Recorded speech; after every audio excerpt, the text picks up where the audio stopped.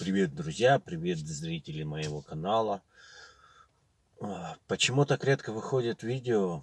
Ну, мы просто никуда же не выходим.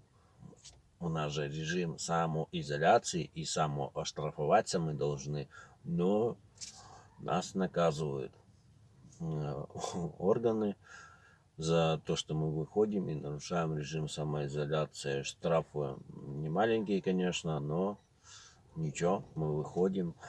Тут в республике объявляли, что в автобусах без маски не будут пускать, но я почти целый день без маски проездил и ничего в этом такого не увидел. При мне, когда заходишь только в автобус, вот, пытались выгнать двоих человек, это на междугороднем маршруте.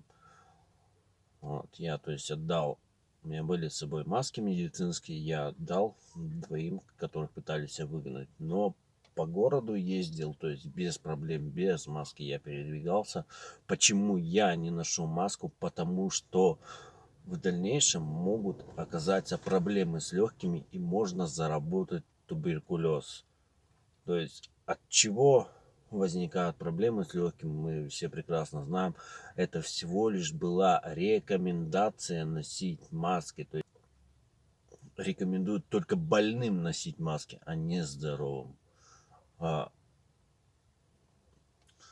люди с отрицательными IQ, которые заседают у нас, то есть поголовно заставляют нам одевать маски. И сегодняшнее выступление главы республики он, короче, санитарный день вводит в республике. Это вообще, то есть закрываются все магазины.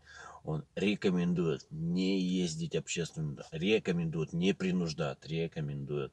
А то есть транспорт не будет, скорее всего, ходить. Магазины все закроются, и продуктовые магазины закроются. То есть это что такое вообще происходит? То есть люди должны умирать с голоду. Вот. Что касается больниц, вот, я вот часто читаю ленту, чаты в WhatsApp, там люди жалуются, реально жалуются, что с обычными болезнями не принимают, то есть только с ковидом. Вот. Что касается медиков, тут статья была на тут была статья на Радио Свободы, где медики не доверяют тестам про всемирную пандемию. Вот. То есть, ну, сами понимаете, что... И, кстати, за вчерашний день, вчера же у нас гроза была, вчера пострадало 2 человека от удара молнии. Первый человек пострадал от того, что он сдавал экзамен. Это был ребенок, сдавал он в гараже, сидя в гараже. То есть молния ударила прямо в гараж. А второй человек тоже, нашли его посреди поля, по-моему.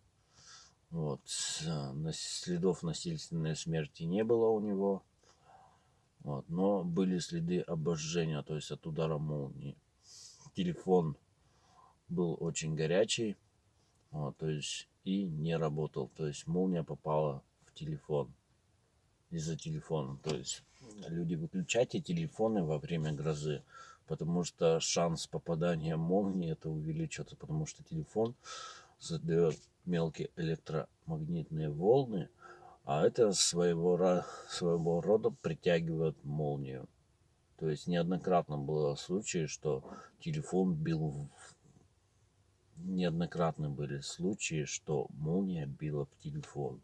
Даже можете посмотреть, как заставить молнию бить туда, куда вам нужно. Это делал канал Криосан 5 лет назад. Что касается Александра, тут Рашид спорил в группе на местных, то что они ничего не делают. Вот. Ну, большинство народу это нафиг не надо. Они считают себя потомками Чингисхана, а им это не надо просто ничего. Бьются лишь парочку людей за свободу Александра. Вот. И в оконцовке его Рашида просто удалили. Хотя он всю правду им в глаза сказал, вот, что они ничего не делают. Пришли помочь Александру только 3 человека. Это всем вам знакомые люди. И в том числе один русский. Никит, по поводу твоего обращения к мэру Якутска и главе республики, ты, конечно, молодец, то, что не молчишь, пытаешься хоть что-то сделать, но это обращение для них ничто, понимаешь?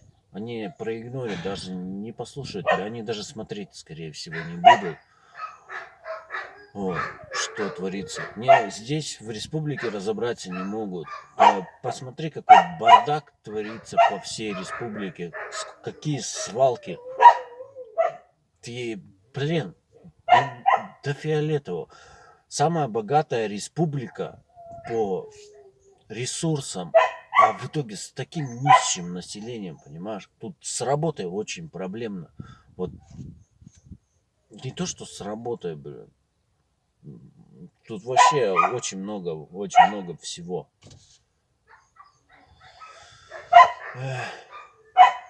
Конечно, Никит, ты молодец. Продолжай в том же духе, не унывай.